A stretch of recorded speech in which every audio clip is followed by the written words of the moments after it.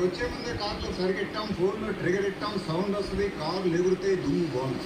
అయితే నువ్వు బదుగా కలిసి నాది నా కూతురు రాజకీయ జీవితం తొక్కే ఆ చేతులు కొట్టేవాడితో నేను కలుస్తాను.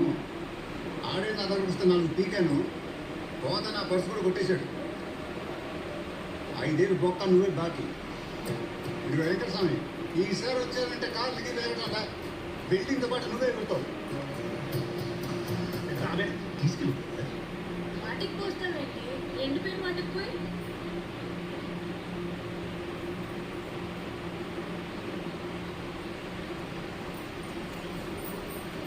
ఆ ఇంట్లో లేరు.